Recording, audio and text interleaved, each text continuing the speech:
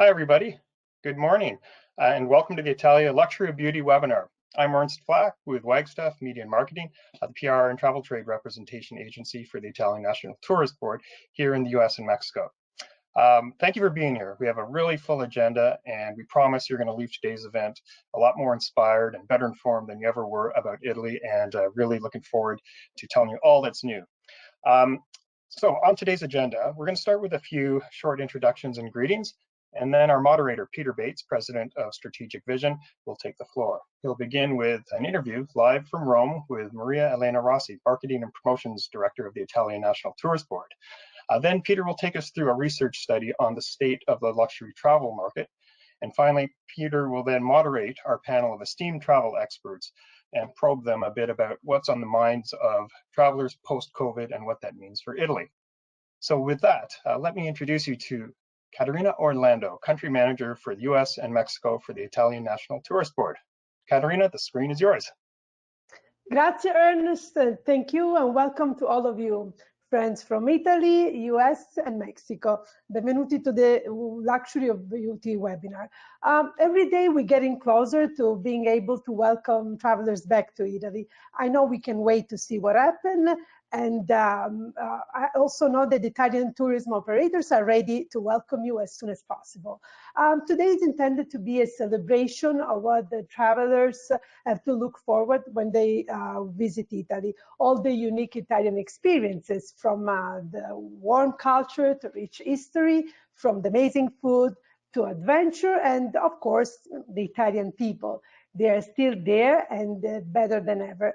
On behalf of Maria Elena Rossi, our Director of Marketing and Promotion, myself, and the Italian tourism industry, we are grateful for you joining us today, and we are here to help you, and we thank you for your support. My team is based in New York and Los Angeles, and please allow me a moment to introduce them to you. From New York office, we have Francesco Brazzini, our Marketing Manager. We have Marzia Bortolin showing up, coming soon, our PR and social specialist. From Los Angeles office, Emanuela Boni, PR and marketing manager, and Fabrizio Lanzafame, travel trade specialist. Also working closely with us are friends from the Wagstaff agency, Ernst Flack, you already met him earlier, Maite Convey-Rose, and Shannon Crosby. Before moving forward to the webinar, we have a welcome from Rome, from our president of the Italian National Tourist Board, Giorgio Palmucci, and our minister, Massimo Garavaglia. Please, Fabrizio, launch the video.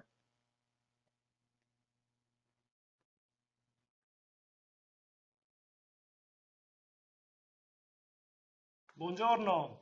Sono Massimo Garavaglia, Ministro del Turismo italiano. Mi dispiace non essere lì con voi a stringere mani, a conoscerci direttamente, a instaurare contatti.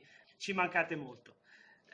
Ci mancano le piccole cose, ma ci mancano anche le grandi cose, come il vostro contributo alla nostra industria italiana del turismo. È inutile dire che il mercato americano rappresenta per l'Italia il primo turismo extraeuropeo. Ci manca soprattutto però il vostro contributo ideale, i vostri consigli, il vostro importante punto di vista. Stiamo cercando di tamponare questa mancanza con eventi come questi. Il turismo del lusso è essenziale, è una componente essenziale del turismo americano in Italia. È un turismo elegante, raffinato, sempre alla ricerca di nuovi stimoli. E l'Italia, con i suoi 55 siti UNESCO, offre un'offerta adeguata alla vostra domanda importante e sofisticata. Ma per favorire il vostro arrivo sarà anche una norma già contenuta nell'ultimo decreto approvato dal governo. Questo è un punto importante. Vale a dire che i turisti, anche americani, vaccinati, con vaccini utilizzati in Europa, non dovranno più fare la quarantena appena arrivati in Italia. Sono fiducioso che questo documento arriverà nei prossimi giorni. Quindi abbiamo creato le condizioni finalmente per il vostro ritorno in Italia. Vi aspettiamo. A presto. Good morning. I'm very happy to be here to start this webinar about luxury travel from USA and Mexico. And I'd like to thank you, all the participants, and our team in charge of the organization of this webinar.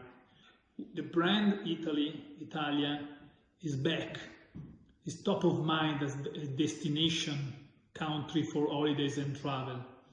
And our governments and all the operators are working to ensure safety conditions for tourism. And that's why we are waiting for the reopening of the international air routes to welcome tourists from all over the world. And especially we will welcome American tourists. Thank you very much, and have a good webinar. Thanks.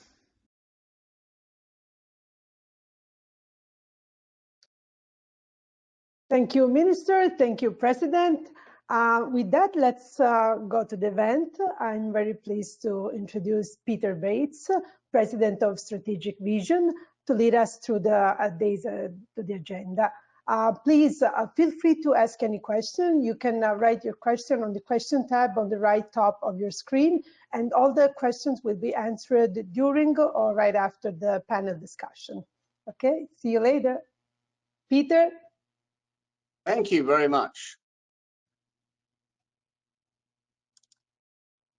Hi, everybody. Thank you very much indeed. It's great to be with you today. I'm going to go straight to Rome if I can, because I'm going to start by introducing you to Maria Elena Rossi. So Maria Elena, welcome. And if you could join us on the screen, that would be great. How are you? Oh, hi, how are you? I'm very well. How about yourself? And welcome, everyone. Thank you. It's very good to see you this morning.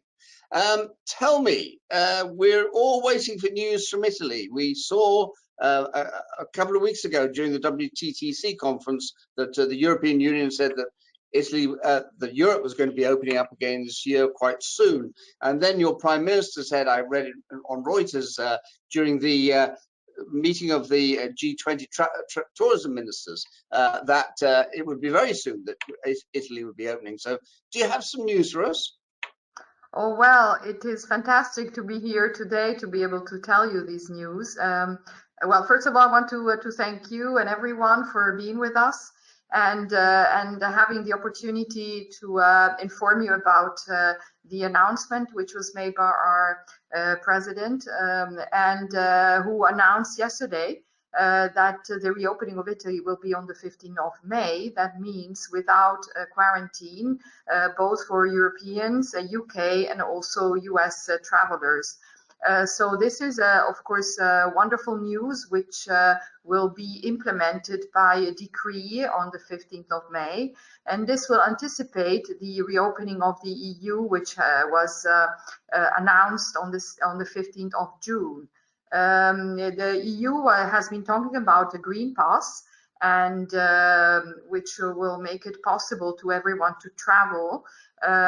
It is a digital certificate which will enter and it will be enforced from the 15th of June. Italy will enforce it far earlier, so on the 15th of May.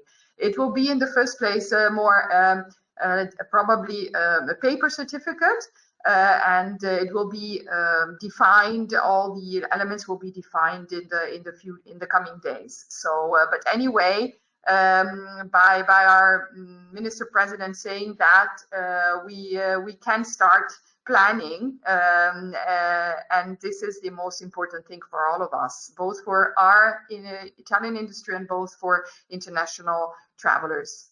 Absolutely, that's really great news. And so, where should travel advisors go to, and the press go to find out more about this? Will your website be the best place to go?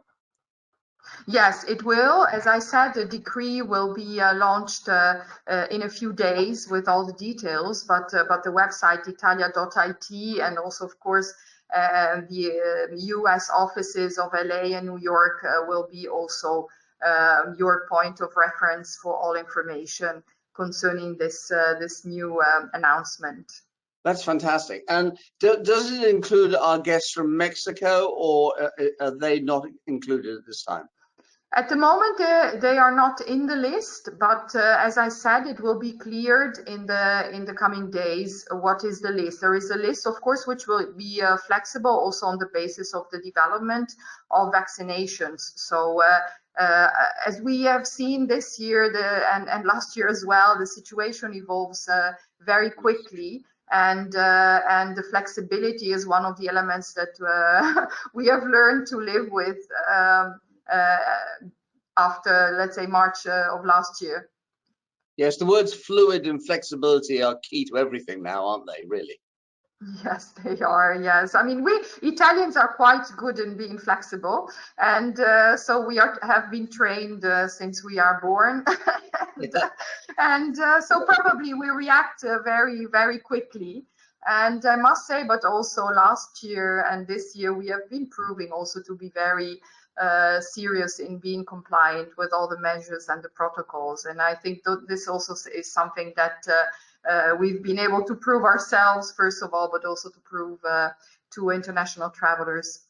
That's really great news. And so there's no quarantine, right? We can arrive and we can go throughout the country. Yes, exactly. No quarantine. The specific requirements will be, as I said, told later. The idea of having no quarantine, the green pass, is that also there will be a recognition of the different vaccines, which is also one of the issues, of course, to clear, and also, of course, the definition of which tests will be needed, but no quarantine, both for Italians who are returning, but also for international travelers when they get to Italy. So we'll always remember the 6th of May for the day we were told we can come back to Italy. That's wonderful. Good news. Yes, yes. So it's really, this is going to be a good time to go to Venice, Naples, Rome, Milan, Florence, isn't it? I mean, they're not going to be too busy at the moment. This is going to be a really good time to visit. What do you think about that? Well, we know how the cities that you are art cities are at the center, of course, of the interest of travelers around the world. The experience that you will be able to do now, as you said, is very different, because all cities that you mentioned, Rome, Florence, Venice, have been working very hard in terms to develop a new approach, which is much more consistent with what we are all expecting now. It means an approach to sustainable mobility, an approach to an enhancement of all the green areas in the cities, of rooftops, and of course, at the moment, we can enjoy very much outdoor experiences and also terraces, again, restaurants and bars. And I think this all has become part of our lives as citizens, first of all, and it will become a part of also the way that international travelers will be experiencing our country and our cities in particular. And I also think that in terms of all the attractions, the main attractions, museums, for instance, and which are open. I've been visiting on last Sunday the Colosseum and the Foro Romano, il Palatino, with a guide, and because I really wanted myself to enjoy again the feeling of walking in the history and in the beauty. And as I said, we ourselves are now very different in the way we perceive our own country. And the planning is actually what has changed as well, because we are flexible, but at the same time now, when you want to travel, you are planning and you're booking and you're reserving, for instance, your visit at the museum, your restaurant, your aperitif in the rooftop. So this idea of being able to better manage the visitors, both for attractions, for restaurants, etc., I think is a good way also to better experience, because of course the numbers will be controlled. Sure. You were telling me, when we had a little chat beforehand, you were talking to me about the high-speed train network and really thinking that's probably the way now to get from city to city. Can you explain a little bit more about what you're thinking there?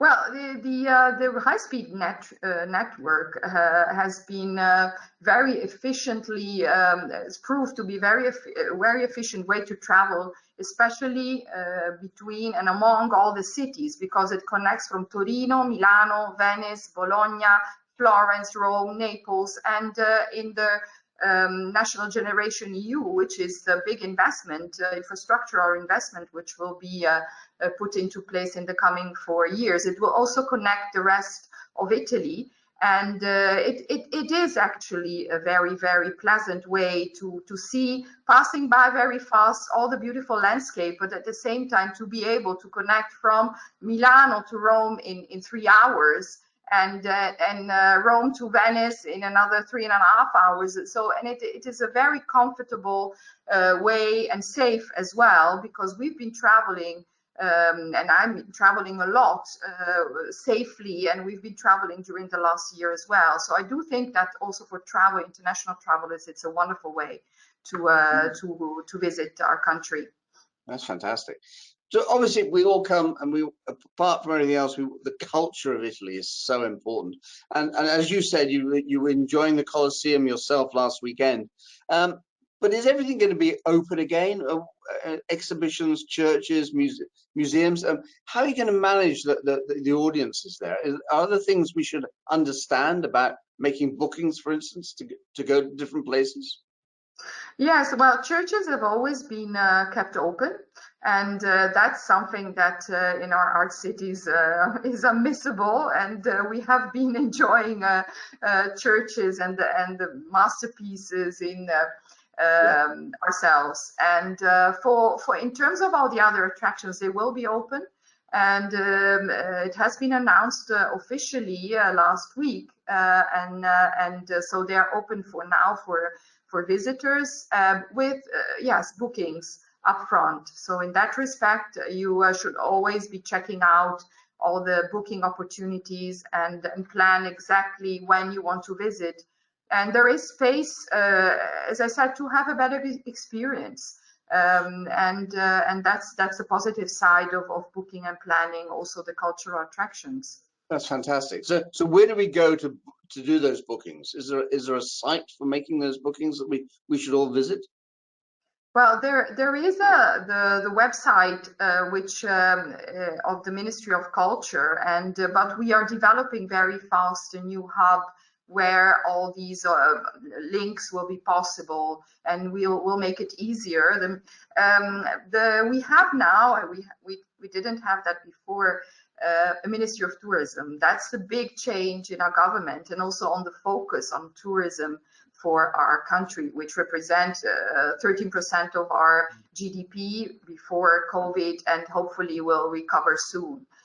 So the idea of the Ministry of Tourism is, of course, to work very fast to a digitalization of the processes, and safe and seamless travel is, of course, a great incentive on this digitalization process. So we will be part of it. So you'll be soon seeing a new hub on Italian.it with all the opportunities for bookings also of the cultural attractions.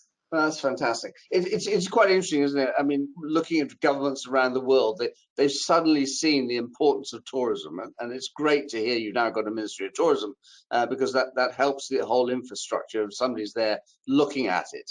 I think this is happening in lots of parts of the world, and it's very good news for everybody, I think, involved in our industry.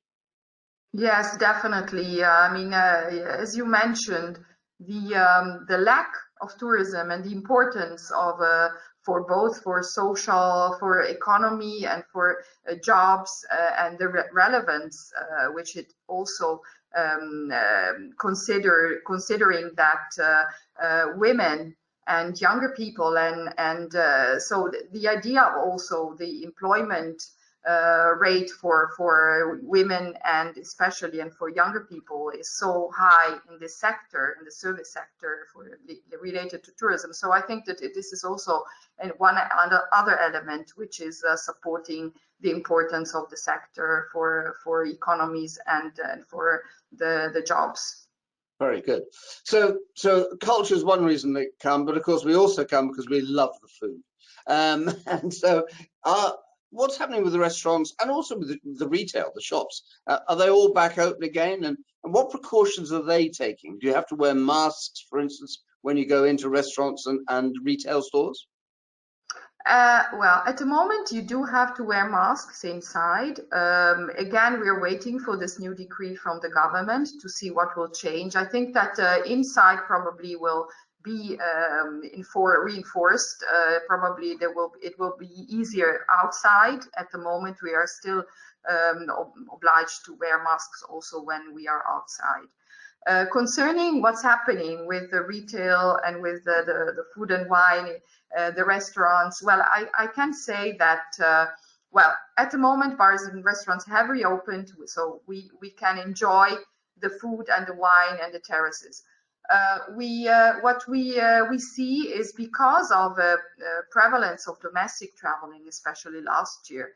I mean, there is a comeback of authentic food and of a more authentic experience because, of course, as Italians, when we travel around, you know that every village has a different specialty, a different wine. And when Italians are traveling, of course, they're looking for really authentic. And in that respect, I think that also international travels will be finding the authentic back very much as also the retail, the local retail shops, which have been open for Italians. And this is, again, probably a really new look, a new eye to see Italy when travelers will be coming back. Fantastic.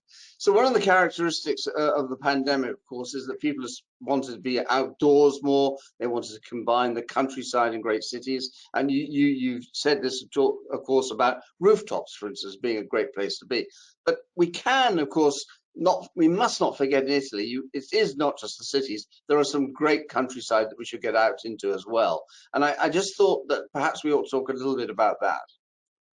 Well, yes, I think that Italy is a country of big art cities, but it's also a country of rural areas which have been increasingly interesting for the kind of holidays we all want to experience. So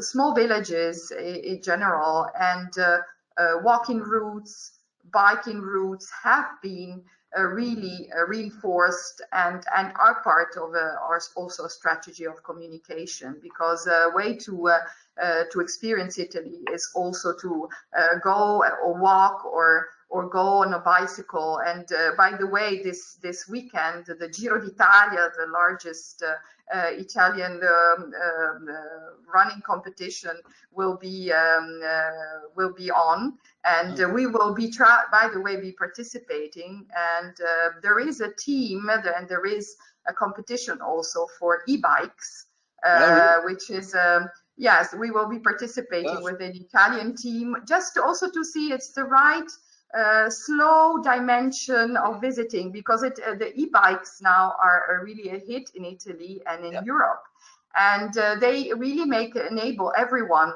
to visit and to ride for kilometers, enjoying the landscape, the food and the wine without too much of an effort. So this is something also that is really going on here, and is an opportunity for visiting cities or rural areas, definitely. Yes.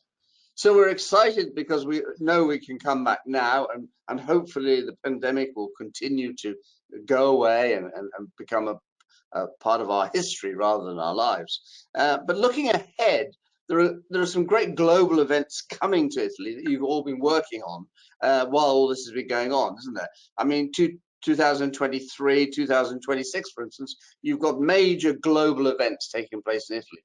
Would you like to just tell us a little bit about those? Yes, well, in 2023, we'll be hosting the Ryder Cup, which is for us a great achievement, also to support all the and to attract golfers to our country, and not only for seeing this great event. It will take place in Rome, in the Marco Simone golf course, which is now ready and can already be visited and experienced now by golfers. But that is an idea to enhance also all the golf courses that are around Italy, from the peak in the Alps. The highest golf course is 2,000 meter high in Sestriere in Piemonte, and down to Sicily, to the islands, and to Sardinia. And so the idea is really to host this great event in our capital city, and then also to give the opportunity to discover the rest of the golf courses around Italy. The second major event is Cortina, Milano, the Winter Olympics. Italy has been hosting the Winter Olympics in Torino in 2006, and so the Olympics now are back. And Cortina had hosted already this event in the 60s, and so I mean it's for us combining also again Milano as an important city of fashion design, together with our alpine beauty and pearl like Cortina, and all the area around it of Lombardy and of Veneto is probably one of the most beautiful connections and networks which will be created also in terms of infrastructure and of experience. So I mean, we are looking ahead for that, and in 2025 we'll also be having the Jubilee in Rome, which has been announced recently. So actually there are more and more opportunities also for new experiences and new cultural and sports offers in our country. So as if we didn't have enough reasons to come to Italy, you've just given us a lot more. So thank you very much indeed for joining us, Marilena. Thank you for the extremely exciting news. We wish you every success in welcoming many more overseas guests back to Italy very soon. Thank you very much for joining us. We'll see you in a bit. Thank you, and see you later. Thank you. Thank you.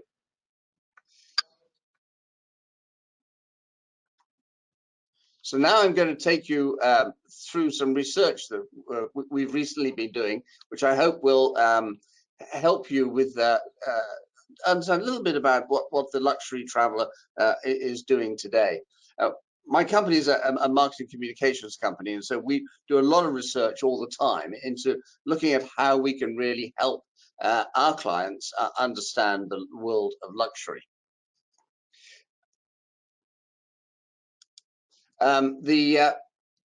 In order to be able to do this recently, we've been working with a number of travel advisors and travel agencies throughout the United States who handle high-end travel and who allowed us to speak to their guests who traveled with them in 2019.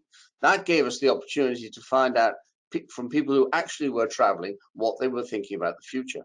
We started this work in November last year, and we've been updating it ever since. So the top line results would be that there's really an optimistic feel about this year, and I think we've just heard that from Marilena about opening up of Italy. There is, of course, uncertainty. There's going to be uncertainty around for quite some time yet, but I think that there is an optimistic feel about travel at the moment. We know that in every country, domestic destinations have continued to lead travelers' lists. And again, you heard that from Marilena. People have been enjoying Italy for themselves. But there's no doubt that here in the United States, consumers are also looking at when they can get back to Europe. They're going on safaris, and of course, they're going to Caribbean and to Mexico. The cruise sector is going to have a longer road to recovery, we believe, and that's going to become clearer as the months come on. Travel advisors tell us that they don't really think things are going to get going well for them until next year and beyond. It's going to be 22 and 23 before they really start to see their revenues coming back with momentum. But there is no doubt from our research that travel advisors are needed now more than ever and are valued more than ever. You just had to hear from Marilena about the restrictions and getting the passport and getting the tests. There's so many things that the consumer needs to find out that a travel advisor is really there to be able to help them. So we feel that with the vaccination rollout now taking place and being so successful, there's going to be a great opportunity here. But as I said, the people are looking further afield as well. They are looking at Europe, they are looking at safaris, and domestically here in the United States, I think you'll find that this summer is going to be a very, very busy summer. In fact, some agencies are now reporting that finding it difficult to get the space that they really want for their clients in some of the choicest locations in this country. And there's no doubt about it that affluent consumers have retained their interest in travel. There's no doubt that they are waiting. They may be cautious at the moment, but we have not lost our requirement to be out there and get on the road. So seasoned travelers have been constrained by the pandemic, and yet they're intent on fulfilling their travel dreams as soon as they're able. We believe that will now start with the vaccination rollout being so successful. When we started this particular piece of research last November, a slight majority of travelers, about 53%, said they'd already booked a trip then for 2021. Another 41% said they were likely to book a trip for this year, and 2/3 signaled their intention to book a trip for 2022 and beyond. Yesterday, I was interviewing a president of a cruise line who was saying that they've opened up their books for 3 years in advance because people are now planning well ahead to get the itineraries that they really want. So I think that plays into that. A majority of travel advisors expect their clients to be traveling this year. About 96%, in fact, anticipated they'd be taking domestic trips, and 63% would go international. And we know that despite the pandemic, people have been traveling, mainly for pleasure, a little bit for personal reasons, and even a smaller amount for business. Business travel is the one that's going to come back, I think, last. When we asked consumers where they wanted to go in 2021, this is what they said. Florida, and we know that's true. We've heard a lot of people in Florida. We've seen a lot of pictures of that. Italy, throughout Europe, Mexico, Hawaii, California, Colorado, open spaces, France, United Kingdom, Japan, Greece, and Caribbean. So they're looking to go basically to most places in Europe and nearer to home. You'll note that then, apart from Japan, they're not really looking much further afield yet for their travels. But more than half of the travel advisors, 53%, said they were currently assisting clients with long-haul plans, including Africa, Asia, South America. Now, they may not be going to South America just now, but they're planning for the future. And we think this is important as people reflect on their desire for travel experiences in remote, wide open locations. Privacy continues to be top of mind to a lot of people. So yacht charters have been very popular. Private aviation has taken off, excuse the pun, in a very big way. Many more people are looking at private aviation. Booking residential style accommodations at a hotel or a resort have become much more popular. And people are booking private vacation rentals such as Airbnb, rentals and villas. So we think anybody who is offering a program which includes private vacation experiences is going to do very well. American Express Global Travel Trends Report, which recently came out, had a few very interesting points that we should probably think about. 76% are creating destination wish lists for future travel, even if they can't actually go there yet, but they're planning and they're dreaming. And I think it's very important for travel advisors to be keeping in contact with their clients, because they may not be booking exactly now, but they're going to come back. And so communication is going to be very important.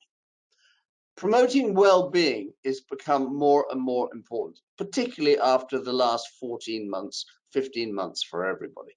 So we do think that well-being is something that is worth looking at. They're hungry for culinary experiences. 62% said that eating is the top activity they're interested in doing while traveling. And what better place to do that than Italy? But people want to avoid crowds. 80% are willing to travel to destinations during the off-season so that it's less crowded. That's good news for Europe in particular and for Italy, because that will extend the season. And traveling with a purpose, 72% are passionate about traveling to help boost the local economy. And 77% said they want to be more conscious about supporting small local businesses. And I think that all comes out of what we've all experienced. Corporate travel is going to be slow to return. 90% of companies in a March 2021 GBTA survey said they had cancelled or suspended most international business trips. Of those, only 8% plan to resume in the next 1 to 3 months, versus 28% who plan to resume domestic travel. Most predict that non-essential international trips will resume later this year or even back in 2022. The next 12 to 18 months is going to be a crucial time for business travel, and it's going to be a slow to return. Travel agencies have been in a tight spot. Almost all the agencies we spoke to, the advisors we spoke to, said that their revenues were down over 2019, quite naturally, and some by very significant figures, reporting something like 70% down, and I've heard even higher. More than 3/4, 76%, have gone on reduced hours or reduced their number of employees, resorted to layoffs and furloughs. That's beginning to change. People are beginning to recruit back now. There's no doubt about it. Travel advisors are becoming much, much busier over the last 3 months. And in some cases, they're bringing the majority of their staff back now. However, 41% reported increasing the number of independent contractors. So the independent contractor model for the travel advisor community has grown and will continue to grow in the months to come. Most of the firms we talked to, 82%, had taken the government assistance PPP funds, and if there was opportunities for more in the future, they would take that as well. 64% of travelers are satisfied with the information they're getting from travel advisors. That's more than they are from airlines, about 59%, and 45% for hotels. 33% are more likely to use a travel advisor to arrange a leisure trip than in the past. Trust is a really important thing right now. And for a deposit to be put down by a travel advisor on behalf of a company, of a consumer, it's really important that they understand that there's confidence. They're going to get their refunds if necessary. Commissions are going to be protected, and cancellations are going to be flexible. Flexibility, as we were saying when we were talking to Marilena, is a really important aspect of the next year. But what will restore confidence, of course, is the vaccine. And we know that as more and more people get vaccinated, they will get to choose where they're going and will start to plan their holidays. It's been quite amazing to watch as the vaccine rollout has occurred, how people are looking for trips. They could be domestic trips, they could be international trips, but there is a great deal of planning. And I think from the travel advisor's point of view, they are noticing that now, and that's why they're bringing back so much of their staff. There's been a lot of talk about should vaccines be required. Imagine a world where you had to prove you've been vaccinated before boarding a cruise ship or a commercial flight, and that's coming true. I think there is going to be the proof of vaccination is going to be very important as we move forward. There are not financial issues around. I don't think they're the big concern at the moment. Very few consumers said that that great deals would spur them to book. Only 2% of travel advisors said discounts or other incentives would move the needle. But we also know that there is a lot of money in the system. There's a lot of people who are ready to travel. They've been saving money over the last 14 or 15 months as they've worked from home. And now they want to spend it. So we do feel that discounting is a fool's game in the luxury travel business, and that the wealthy are too cautious to be swayed by a low airfare or a discounted hotel room. They do want to know, though, that the safety protocols are all in place. But I do think there is money in the system that will make people want to travel. What will it take travelers to get on a plane this year? Well, the ability to fly without a connection is going to be very important. A requirement that all passengers and crew wear masks, flexible cancellation policies, cleaning and safety protocols of the airline, and until now, the middle seat being blocked off. But of course, now we're finding as we move into May and June that that's gone away, and the planes are running much fuller now. Similarly with the hotels, cleaning and safety protocols are really important. And you will have noticed that hotel companies and hoteliers throughout the world have been very, very quick to respond and to explain how they have upgraded their hotels and the protocols which are now in place. I think cruises are going to have a bit of a harder time. 81% of travelers are unwilling to book a cruise in 2021 without a vaccine or treatment breakthrough. Well, that's now coming. I think we will see cruises begin to take off. And I think next year it will be a very different story and that the cruise industry will have a very good year. So what are our key takeaways? Well, anecdotally, pent-up demand for European travel. There's no doubt about that. Hard to measure, but it's there. Positive momentum as consumers receive vaccinations. Leisure will come back quickly, business and cruise not so fast. Expect short booking windows. As people get vaccinated, as they find the airfare, they'll be making bookings, but it will be with mainly short booking windows. In general, for affluent consumers, price is not the issue, so hold your prices. Consumers want to avoid crowds, and travel advisors are there and more important than ever. As the Financial Times said on the 21st of April this year, as the world enters the roaring 20s of the post-pandemic indulgence. What a great way to go. So our advice is, consumers do not want surprises. Be transparent. If there aren't restaurants open, bars open, tell people. If it's difficult to get into to museums, tell people. Give them the information so they aren't surprised. State clearly your cleaning and safety protocols. What are they? Spell out what is open and what is still closed. If not all your facilities are open, say so. Be as flexible as possible with cancellation policies. Make testing and entry and re-entry requirements seamless. Make sure you can test guests within your hotel or resort. Follow up clients who have cancelled previously booked trips. Privacy remains top of mind, so villas and other exclusive experiences are important.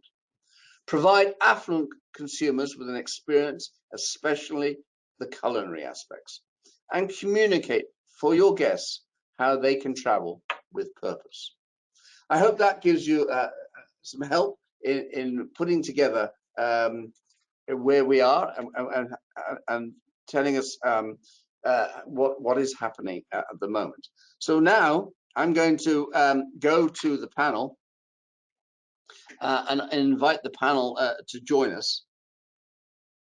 And I will be, here's Jackie Gifford's joined us. There's Assad, welcome. I've got two more coming, I think. Aldo, welcome. And Robert, welcome. So we were a fantastic panel. And we asked them to join us because messaging and storytelling, the mindset post-pandemic. With two editors and two hoteliers, two editors in chiefs who are both obviously love Italy. El Decor, if you haven't seen it this month, is completely dedicated to Italy. Jackie Gifford did a love letter to Italy and made it her destination of the year in December. And then in her current issue has done a whole thing on Tuscany. If you haven't read that, you've got to read that. So our editors, we know, are convinced about Italy. And so it's great to be able to ask them to join us. And then our hoteliers, are going to bring us the view of what's happening in Italy and how they can help us. So welcome, everybody. Thank you very much indeed for joining us. Let me start with you, Asad. How do you think the Italian industry should be messaging the US and Mexican consumers? I think the focus should be on enthusiasm, optimism, and excitement. I mean, that's what people want right now. I think that's what we're all craving so deeply, is a sense of the world out there ready to be explored when it feels safe to do that and feasible to do that. You know, one thing that I have seen people respond so beautifully to with our issue is the sense of joy and optimism. Just this idea that, you know, even though we have hit pause on so many things in our lives, that, you know, the world is out there and Italy is there for people to explore when the time is right. And so I know people are going to be very excited about all of today's news and really kind of holding on to that sense of, okay, things are changing, if slowly. So Assad, have you booked your ticket yet? I have booked actually a hotel, but not my ticket. Oh, so fantastic. I'm right there. I'm ready. Fantastic. And Jackie, I know you are too. I know you've got plans to go to Italy as soon as you can. No, and come and stay with Aldo. That was my last trip with Japulia. I agree with Asad, and also I think it's really important, Peter, for everybody on this call to remember why Americans love Italy. It's the people. It's the warmth. And so I think when we think about messaging, it's really important to be transparent that hasn't gone away. In fact, I think it's probably, that human connection. People don't want to go to Italy for this sanitized experience. They want to know what's open. They want to make sure that they can go to their favorite restaurant. They want to be able to see their favorite tour guide. And I believe firmly, if they have to wear a mask, so be it.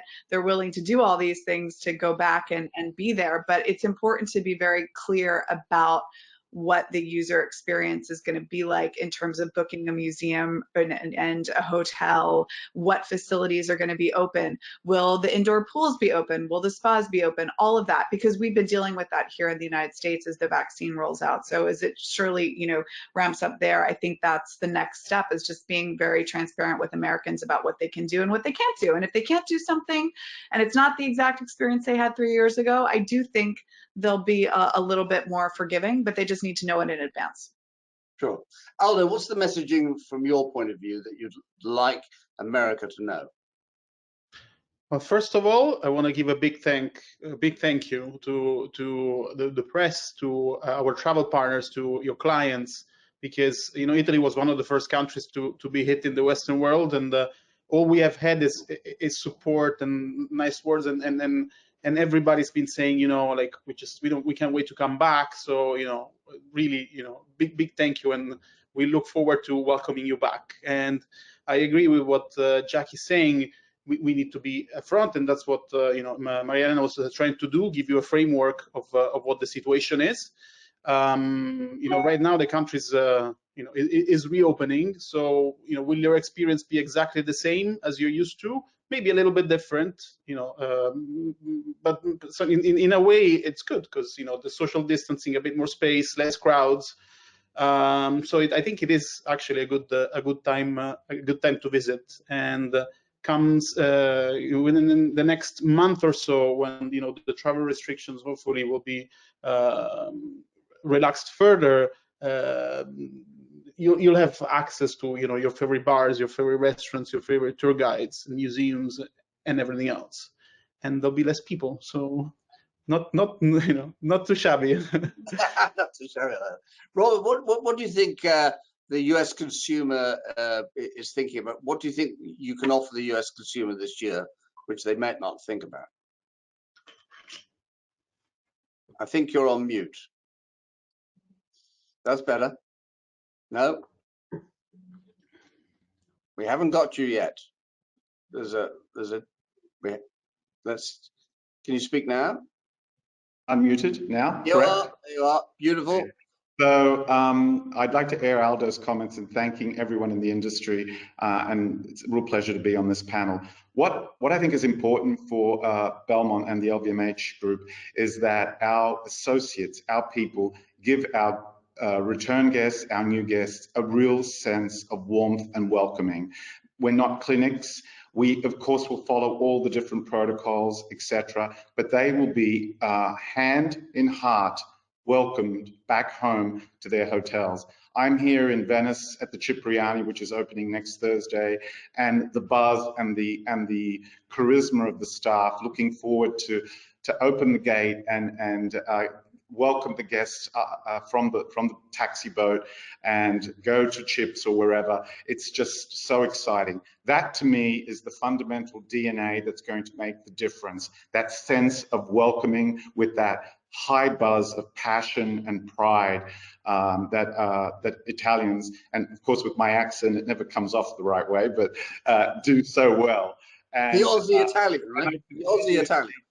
And I can tell you, I was in Florence this morning and I was in Puglia last week, and everyone is excited about welcoming guests back from all around the world, and especially the US, welcoming them back home in most cases. Fantastic. So that's what's important for us. And we're conveying that message in terms of our GMs to our associates as they all come on board and in the training, and of course they're all aware of the protocols. And if you wear a mask, you wear a mask because that's the rule, but you've got to feel at home and welcome. That's a very good point. Thank you very much indeed for that. As Jackie brought up a very good point about, tell us what's not open.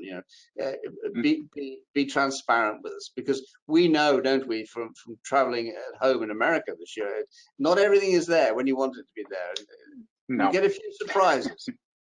Yeah. Have you got any opinions on that?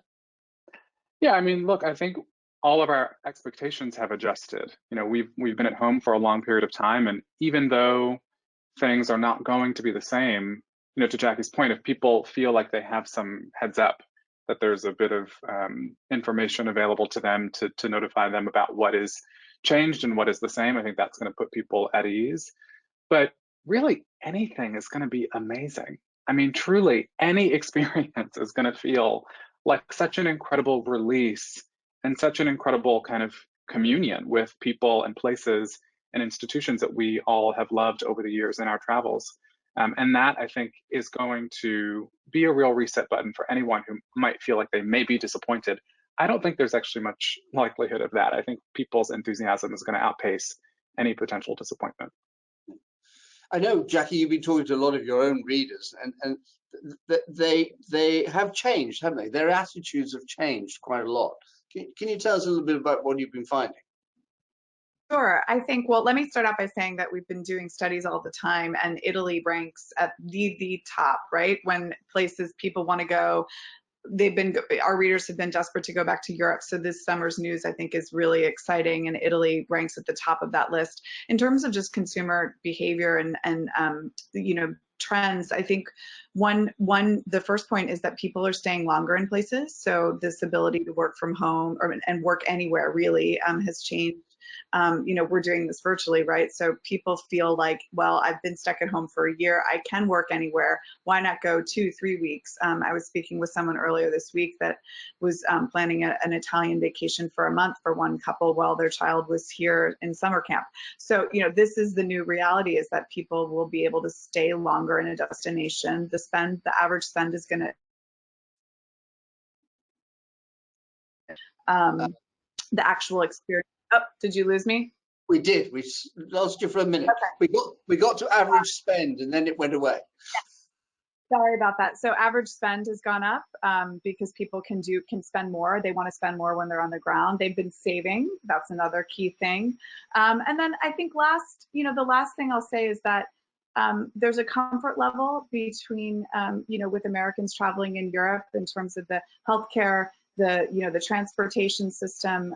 People are looking for nonstop flights, to your point, Peter. So, if it's easy for someone to fly from New York to Milan and then they're on the ground. And so for other destinations, it's going to be a little bit more challenging because people just don't want to go through multiple connections. It's just that added stress and pain. Although on the flip side of that, we've also seen a reduction in routes, right? So, and in flight frequency. So I anticipate airfares are going to be very, very expensive for those who are planning to get to Europe. I have a trip planned to go to California in June, and sure enough, my ticket just changed everything because my original flight got canceled. That's going to keep getting worked out for a long time. So consumers need to know to be flexible when it comes to, and travel advisors when it comes to that airfare component. I think it's going to be hard to, God, we used to have how many flights a day from New York to Milan? I'd be curious to know how many there are right now. So, right. Yeah.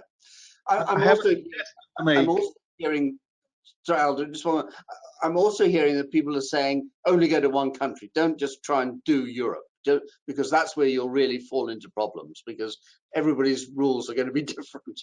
So I don't know if you've heard that as well.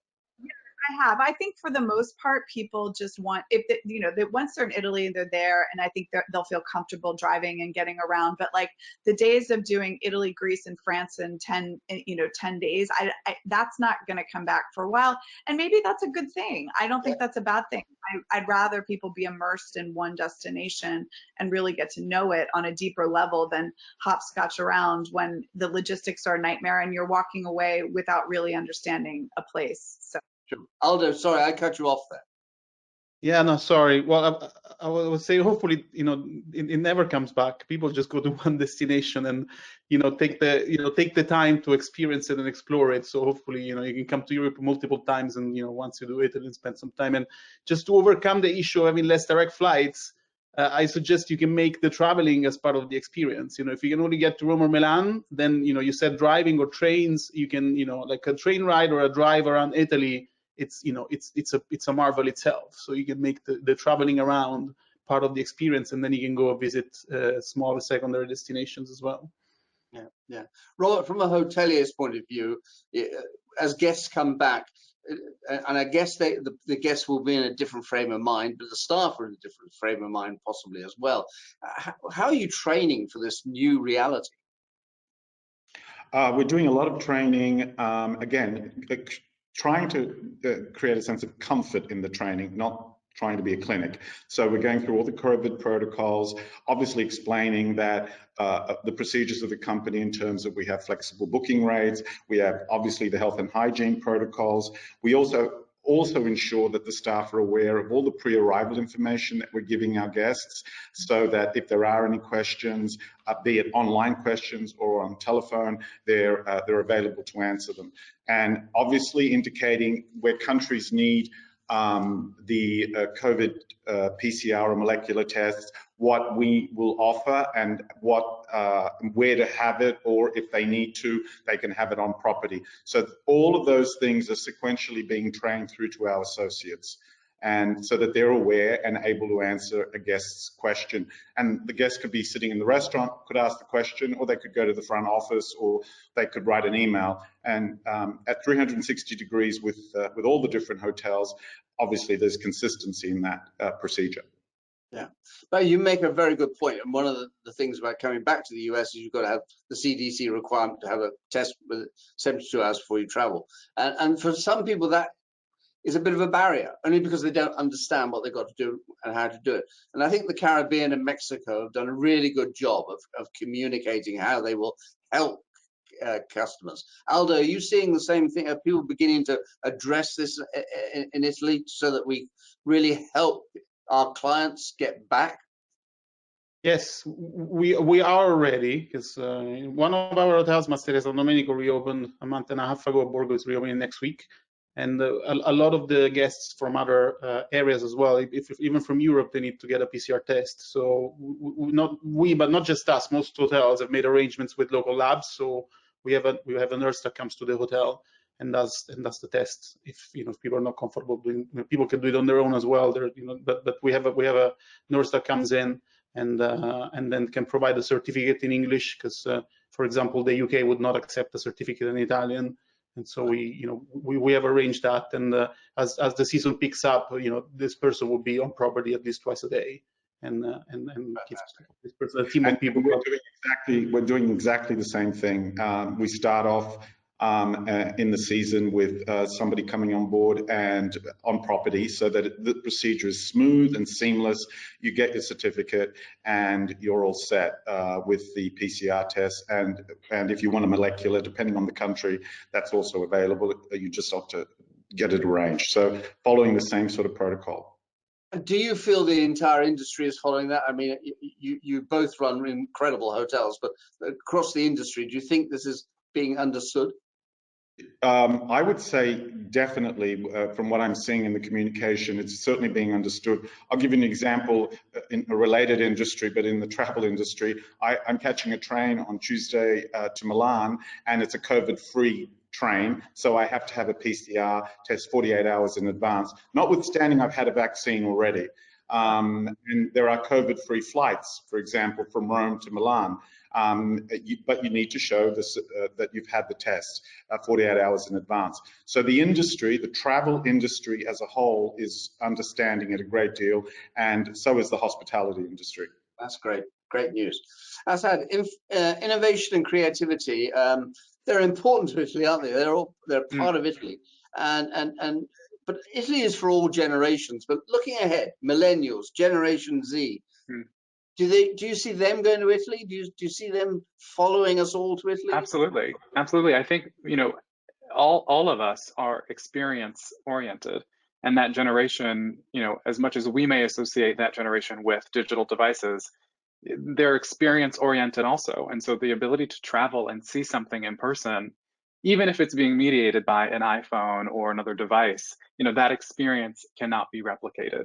And I think there'll be really broad interest among people of all ages to actually get out into the world, especially, you know, younger folks who have not had any real time with people at an age where that is so central to what it means to be in that generation.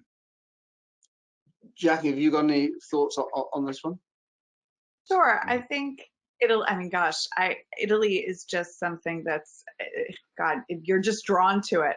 No matter what age. So I think that for sure, a younger generation will continue to be inspired by it, and you know, maybe their trips might be slightly different than you know the others have experienced. But I do think one trend that's coming out, and you touched on a little bit, Peter, is this idea that, you know, we shouldn't be bound by seasons anymore, and sort of peak season and what that means. And maybe, you know, the sort of spreading out of that will both mitigate crowds, but also people who, you know, can't frankly afford peak season. Some of the younger travelers, they can't afford to go and stay at the Amalfi Coast at La Sireno's for, you know, 1,500, 2,000 euros a night, but maybe they could go and go in November and December. And frankly, you know, we've all seen that people just want to be outdoors no matter what temperature it is. I mean, in New York, we built outdoor dining in the middle of freezing temperatures. So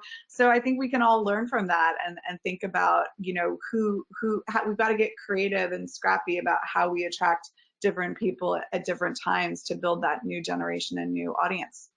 Creative and scrappy. There we are. You heard it here first. I love that one. Could I just say something, Peter, on that note? Because yes. I love some of the connotation with the millennials.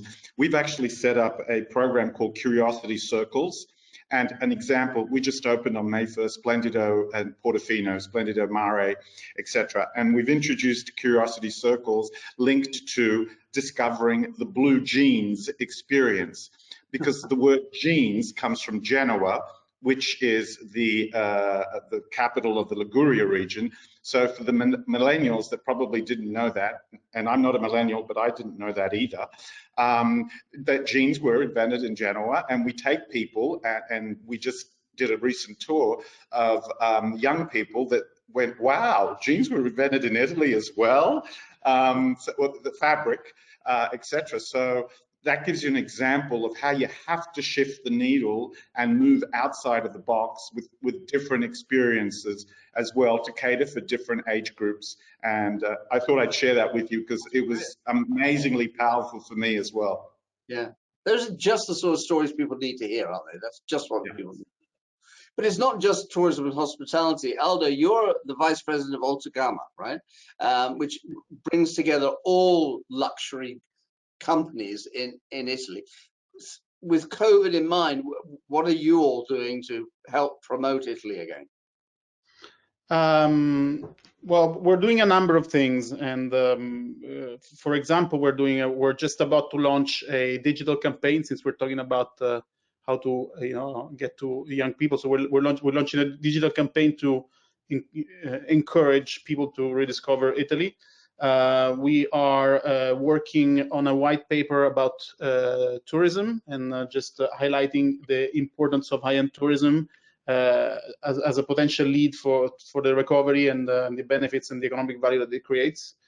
We are working, we talked about driving through Italy. We're working on, among the members, we have 16 wonderful iconic hotels, obviously, including Belmont as one of our properties, and we're developing driving experiences around the country, so where you can go visit our hotels and also visit the factories, because one of the things we do, this is relevant for the audience, because we collect all the best brands in Italy, fashion brands, car companies, and everything. We have sort of behind the scenes access to these companies, so we can create that for travelers. So you can go visit the factories, you can go meet the creative teams, you could go visit some of the special places. I don't know, like you go to Palazzo Pucci in Florence, meet the owners, see their private collection and the archives, and we can arrange all those kind of things.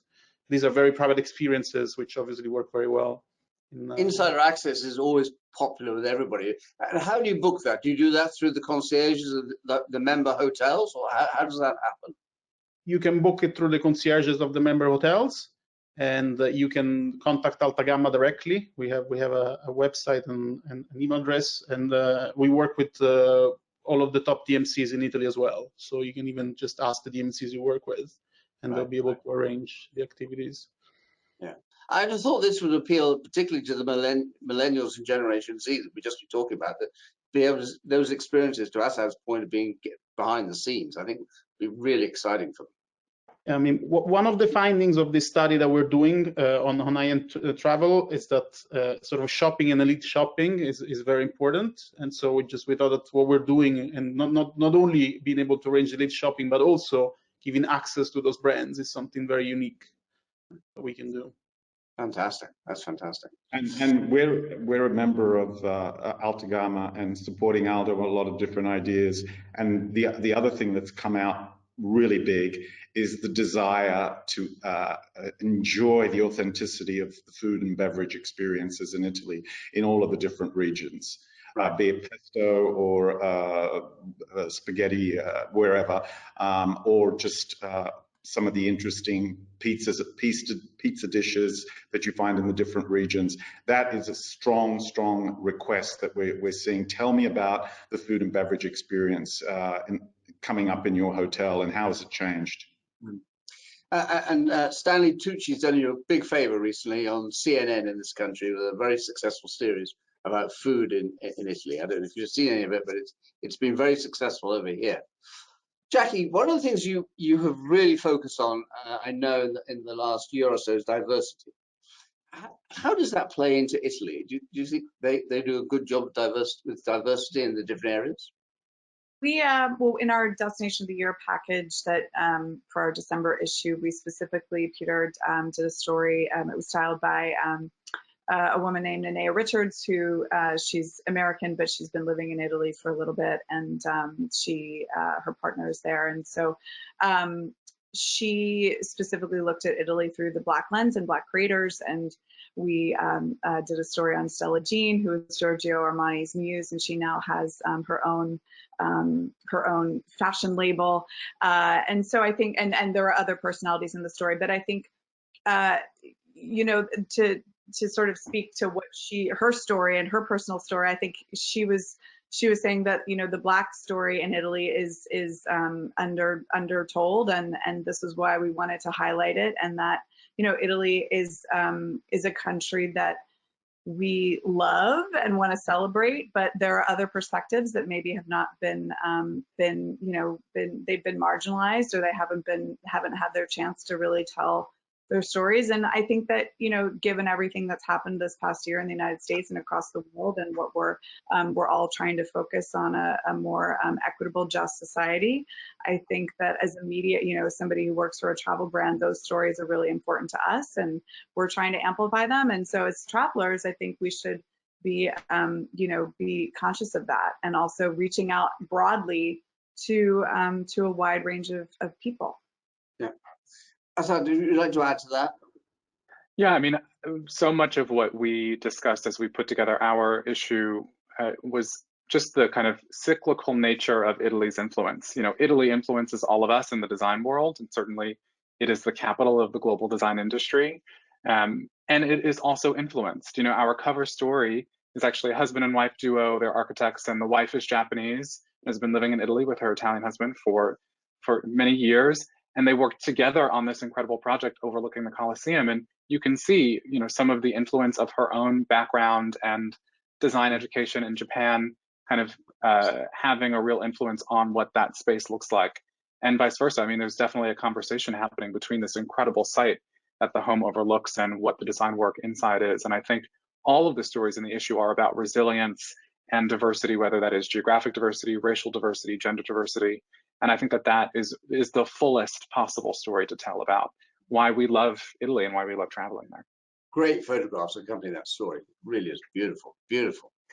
So Aldo, how do we extend the season? We've talked a little bit about it. We've touched on it a little bit, but things do close down pretty early, don't they, in Italy? Can we extend the season, and how can travel advisors and consumers be part of that? I don't think things actually close down in Italy. At least not where I live. It's actually much nicer. Now, I can talk about Puglia, of course, because that's that's where I spend most of my time. But if you come to Puglia in November, Christmas is amazing. You have shows, you have events, religious and non. But all year round, you have the locals. The restaurants are open, the bars are open, and it's actually very nice. There's less tourists. I mean, this year we expect September and October, hopefully, as the world picks up again, to be very strong, and not even we'll consider them high season, I would say, hopefully this year. But going forward, I really encourage everyone to try and experience the country at different times of the year, because Italy it's really a 4 seasons country. Like every season is different, and I think you ought to experience them all, because they're very different. The colors, what you can do, the food. Like you come to Puglia, the best turnip tops, the best vegetables, you get them in the fall. You don't get it in the summer. If you eat the orecchiette with turnip top, which is a national dish in the summer, you're eating, frozen vegetables. If you want the real thing, you have to come in October, November. You have to come in the winter, and so it's just, I think it's underrated, Italy, but it doesn't shut down. I mean, of course, some seaside destinations are less active outside of the summer months, but there's so much more to Italy. There's the cities, there's the countryside. I really encourage you all to come and explore, and especially outside of the summer months. And the weather's mild year round. The skiing in the winter is amazing. So there's really everything in Italy. So Robert, going back to our theme, messaging and storytelling, do you think there's more to be done there to encourage more people to come off season? Definitely. I think that I will again emphasize that in the off season, traditionally, it's obviously quieter. The weather's still quite mild, especially if I think of Puglia or Sicily, where it's a lot milder. People go swimming in Sicily in November. The food experience and the culinary experiences are fantastic, and you can still get around easily with the train travel, 2 hours, 3 hours, wherever, with express trains. I think it's, from what I'm also seeing, is that there has been a shift towards the Q4, as we would call it, part of the year, especially this year, because people are waiting and making travel decisions, looking ahead at the vaccination program, etc. And I think they're going to be pleasantly surprised by experiencing a different Italy than they were probably used to in the past, where they may have come in June or July. And as Aldo said, the food and the ingredients and the flavors are amazing at that time of year. The chestnuts, the Novello wines that come out, and the mushrooms, the truffle season, etc. So the travel advisor who may be listening to us now should have confidence that their clients are going to have a good time if they come, as you say, October, November, December. Definitely. Okay. So Asad, would you agree with that? I'm ready. So you've done 2 Mays in a row, I think, haven't you? So I started in my role in September. So this was my first Italy issue, but it was such a treat to put it together. I mean, there was such a range of aesthetic visions and influences and inspiration in that issue and just in the planning of it, we all felt like, okay, this is the closest we're going to get for now to actually being there. So I'm excited to actually get there. And right, there's no off season now; it's just the season, and I'm really excited about it. Jackie, do you have a final word for us about messaging and storytelling? Final word, I think optimism, hope, just double down on what you do best and communicate that clearly, and just, you know, the Italian spirit, it just can't, you know, it can't be dampened. Everybody wants to support Italy too. I think you've got a captive audience, really, right? I ask any American street right now, if you can go to Italy tomorrow, they'd probably all go, yeah, sure. I love that. So, so we have some questions, I think. Do we have some questions here? Let's have a look.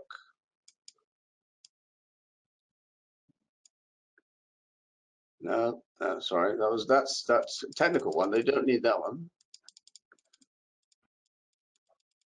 I'm just going through to see if I can see some here.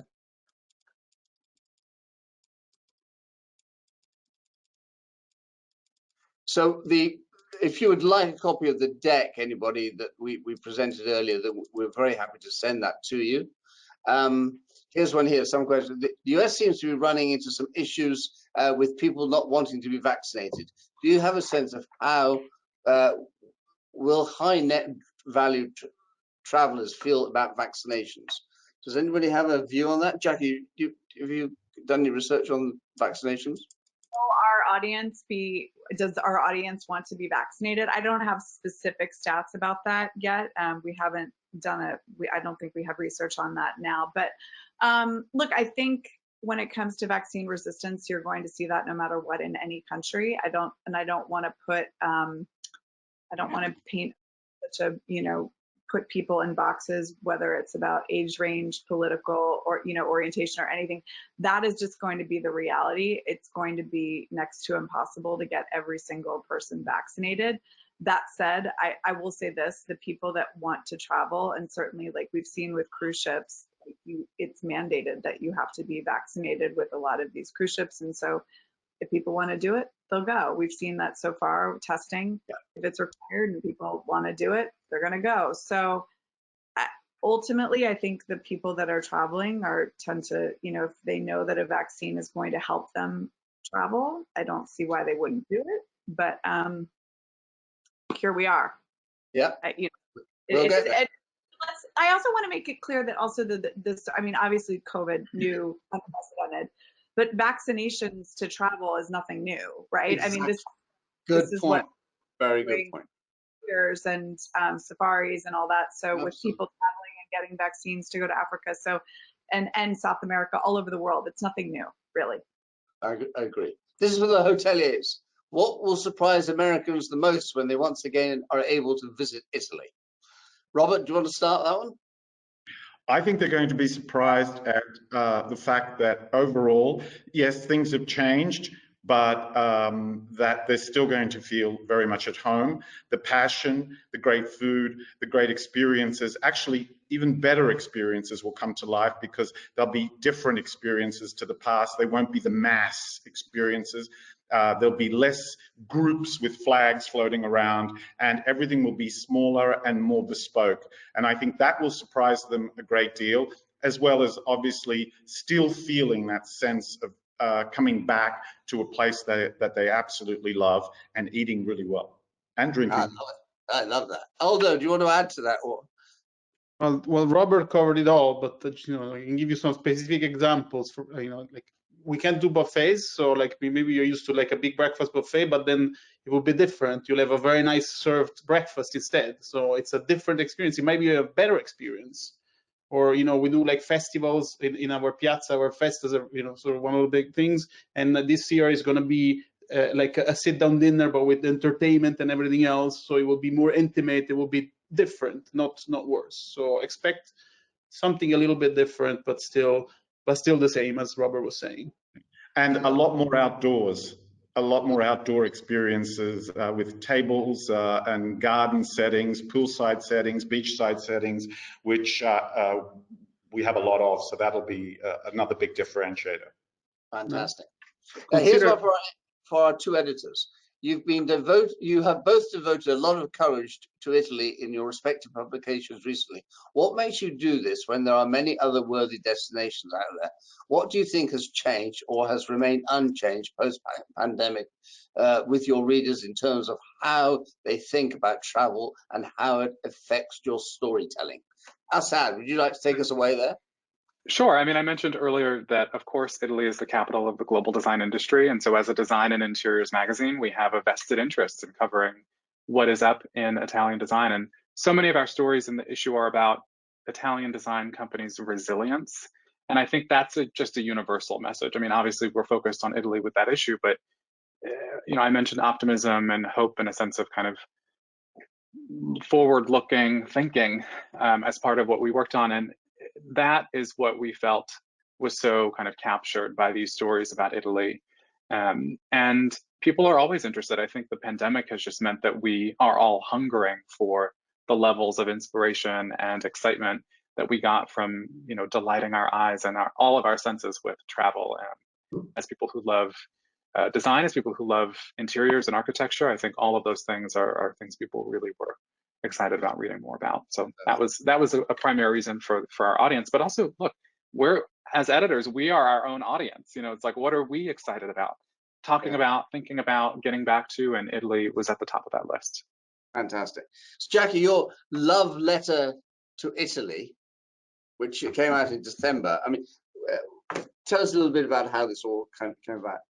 Sure. Well, I should clarify. I mean, we're the only monthly travel magazine in the United States. Continue to publish throughout the pandemic. Have actually grown our audience this year in print and in digital. And I should say that we've done a lot of Italy coverage, but that is not by any means that our January issue was all domestic.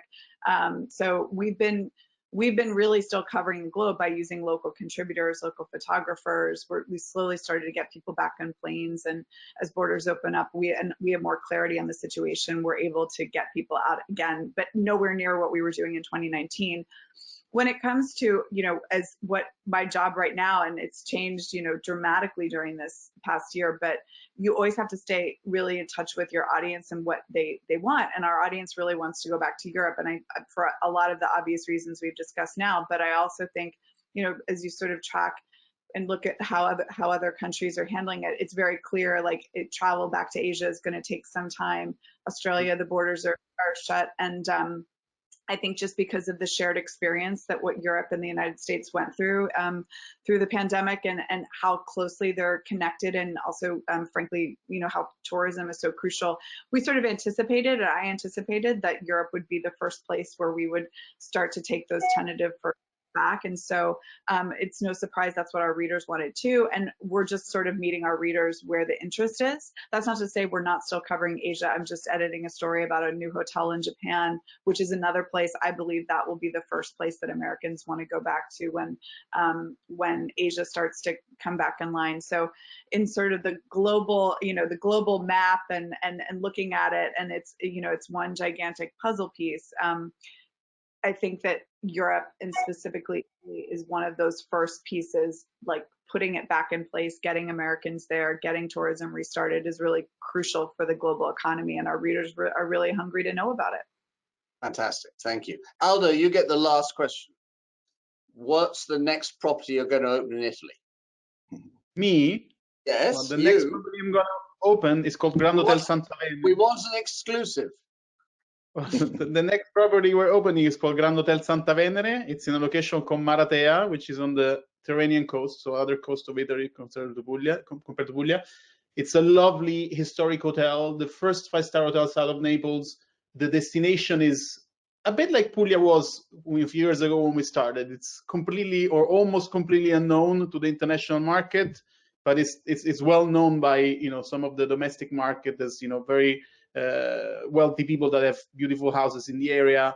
The property itself sits on a 27 acres estate that goes right to the water, so it's kind of the feel of the nice Amalfi Coast hotels, but in sort of in your own estate and in an undiscovered place. So it would be another spice to add to your favorite dish, which is Italy, right?